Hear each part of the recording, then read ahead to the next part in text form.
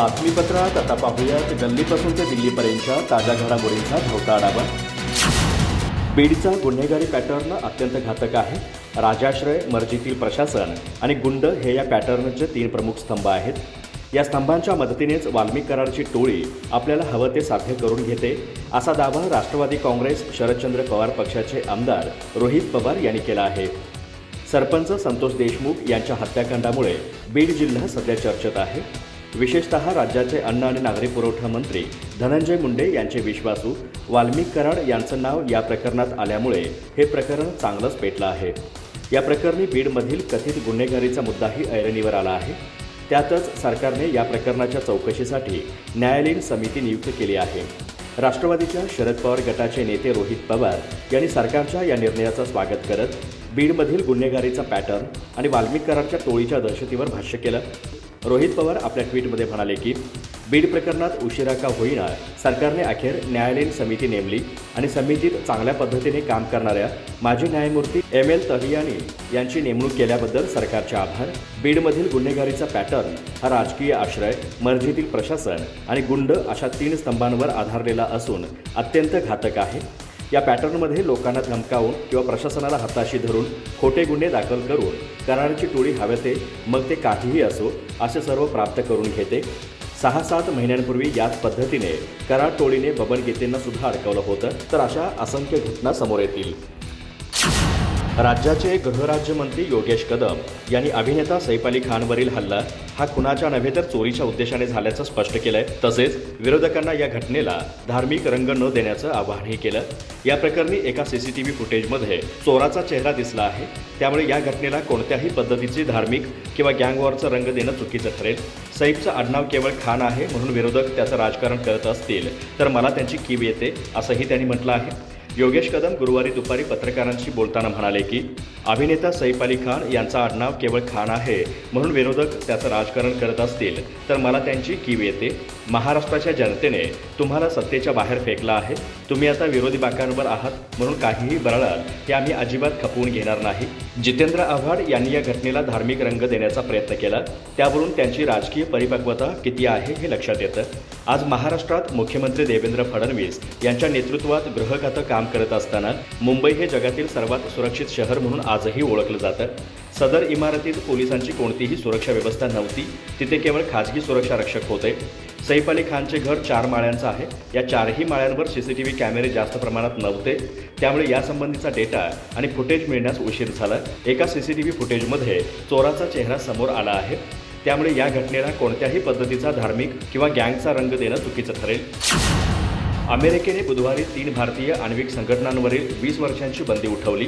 यामध्ये भाभा अणुसंशोधन केंद्र, Indira Gandhi centre for atomic research आणि इंडियन रेअर अर्थ यांच्या नावांचा समावेश आहे। त्याचबरोबर अमेरिकेने राष्ट्रीय सुरक्षेसंदर्भात 11 चीनी संस्थांना प्रतिबंध यादीत समाविष्ट केला आहे। United States Bureau of Industry and सिक्युरिटीजने याची पुष्टी केली आहे। अमेरिकन NSA जेक सुलिवन यांच्या 6 जानेवारीला भारत दौऱ्यानंतर अमेरिकेने हा निर्णय घेतला आहे। सुलिवन यांनी दिल्ली IIT मध्ये सांगितलं की भारतीय अणुसंस्था आणि अमेरिकन कंपन्यांमधील सहकार्याला बाधा आणणारे नियम अमेरिका हटवेल। ते म्हणाले होते की सुमारे 20 वर्षांपूर्वी माजी राष्ट्राध्यक्ष बुश आणि भारताचे माजी पंतप्रधान मनमोहन सिंग यांनी अणुकराराच्या दूरदर्शी कल्पनेची पायाभरणी केली होती, जी आता आपल्याला पूर्णतः प्रत्यक्षात आणायची आहे। वास्तविक भारताने 11 ते 13 मे 1998 रोजी राजस्थानमधील पोखरण येथे अणुचाचणी केली होती। ही चाचणी ऑपरेशन शक्ती म्हणून ओळखली जात होती। या चाचण्यांमुळे अनेक देशांनी भारतावर आर्थिक निर्बंध लादले होते। त्यानंतर अमेरिकेने 200हून अधिक भारतीय संस्थांवर निर्बंध लादले। बारामतीतील विविध विकास कामांच्या उद्घाटनाच्या निमित्ताने आलेल्या राज्याच्या पशुसंवर्धन आणि पर्यावरण मंत्री पंकजा मुंडे यांनी बारामतीच्या विकासाची पाहणी केली। बारामती शहरासह मतदारसंघात झालेल्या सर्वांगीण विकासाने त्या अक्षरशः भारावून गेल्या। बारामतीच्या प्रत्येक विकास कामाकडे उपमुख्यमंत्री अजित पवार यांचं बारकाईने लक्ष असतं। दादांच्या व्यक्तिमत्वातील काटेकोरपणा, शिस्तबद्धता, वक्तशीरपणा, नियोजनबद्धता, झपाटून काम करण्याची पद्धत यासह खूप काही गोष्टी अजितदादांकडून शिकण्यासारख्या असल्याचं त्यांनी सांगितलं। बारामतीच्या धर्तीवरच आपल्या स्वतःच्या मतदारसंघासह मराठवाड्याचा विकास करण्याचा निर्धार यावेळी त्यांनी व्यक्त केला। राज्यस्तरीय कबड्डी स्पर्धेच्या उद्घाटनाच्या निमित्ताने पशुसंवर्धन आणि पर्यावरण मंत्री पंकजा मुंडे या बारामतीच्या दौऱ्यावरती आहेत। या निमित्ताने त्यांनी बारामती शहरासह बारामती तालुक्यातील विविध विकास कामांना भेट देऊन त्यांची सविस्तर माहिती घेतली। बारामतीच्या विकास कामांबद्दल भरभरून बोलताना त्या म्हणाल्या, एका वेगळ्या विकासाच्या दृष्टीतून बारामती आणि बारामतीचा विकास बघण्याचा आज योग आला। बारामती मतदारसंघात झालेली विविध विकास कामे, त्यांचा दर्जा हा अत्यंत सुंदर आहे। बारामती मतदारसंघातील प्रत्येक कामावर उपमुख्यमंत्री अजित पवार यांचं बारकाईने लक्ष असतं। त्यांचा दिवस सकाळी 6 वाजता सुरू होतो। प्रत्येक काम नियोजन पद्धतीने करण्यावर त्यांचा भर असतो। त्यामुळेच त्याचं प्रतिबिंब बारामतीतील प्रत्येक विकास कामांमध्ये दिसत आहे। काटेकोरपणे, वक्तशीरपणा यासह उपमुख्यमंत्री अजितदादांच्या अनेक गोष्टी शिकण्यासारख्या आहेत। बारामतीच्या विकासाशी अजितदादांचं वेगळं नातं निर्माण झालंय। त्यांच्या प्रदीर्घ अनुभवासह अनेक वर्षे सत्तेत असल्याचा फायदा बारामतीच्या विकासात निश्चित झालेला आहे। बारामतीत झालेल्या विकास कामांच्या धर्तीवरच माझ्या मतदारसंघासह मराठवाड्याचा विकास करण्यासाठी मी प्रयत्नशील राहीन, असा निर्धार यावेळी व्यक्त करत मंत्री पंकजा मुंडे यांनी उपमुख्यमंत्री अजित पवार यांच्यासह बारामतीच्या विकासाचं विशेष कौतुक केलं।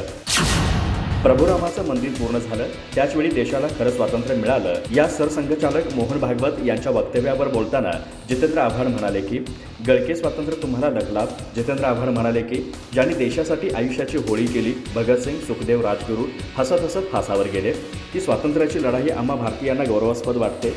जितेंद्र आव्हाड यांनी ट्विट करत म्हटलं आहे की गळके स्वातंत्र्य तुम्हाला लखलाभ। पारतंत्र्यातून, गुलामगिरीतून मुक्त झाल्याची भावना देशवासियांच्या आणि लोकप्रतिनिधींच्या मनात निर्माण व्हावी म्हणून नवे संसद भवन उभारले।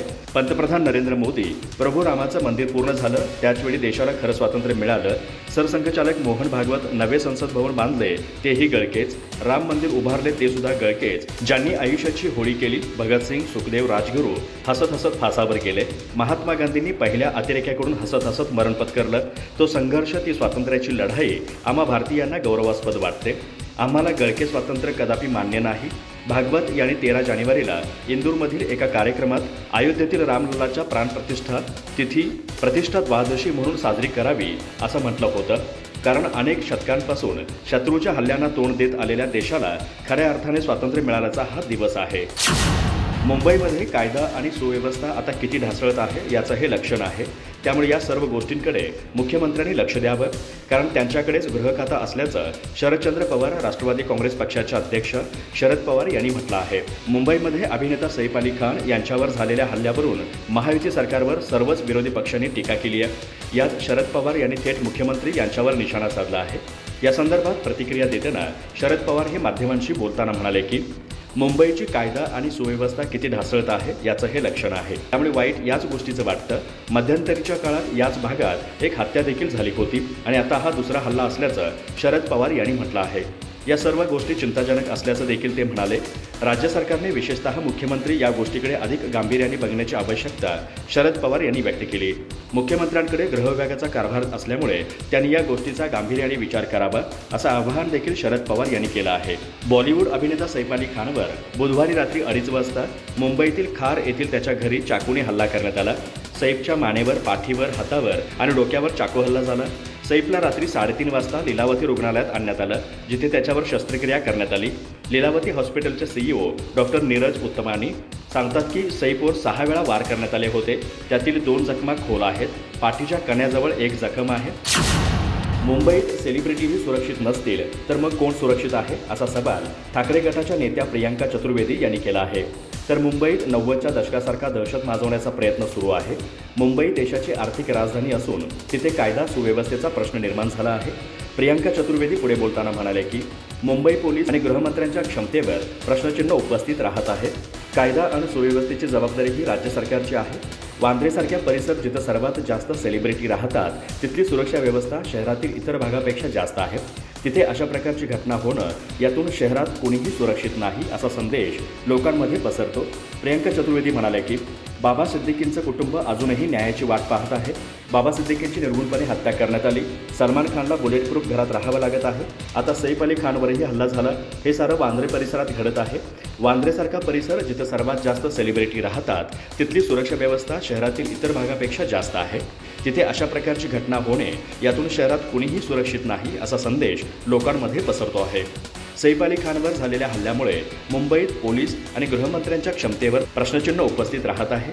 आतापर्यंत पोलिसांनी लॉरेन्स बिश्नोईला मुंबईत आणलं का? केंद्र सरकारकडून बिश्नोईला संरक्षण दिलं जातं। मुंबईतील कायदा सुव्यवस्था बिघडली आहे असंही त्यांनी म्हटलं।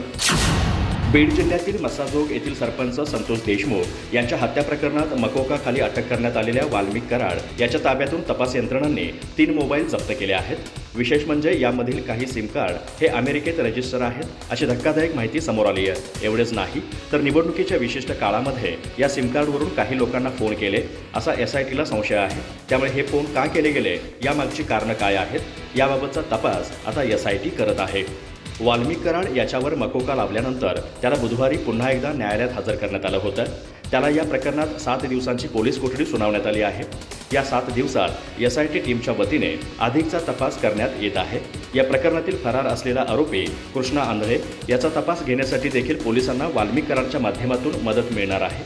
या प्रकरणी कृष्णा आंधळे आणि वाल्मिक कराड या दोघांतील असलेले कनेक्शन आणि CDR तपासणी करण्याचा युक्तिवाद अधिकाऱ्यांनी न्यायालयात केला होता।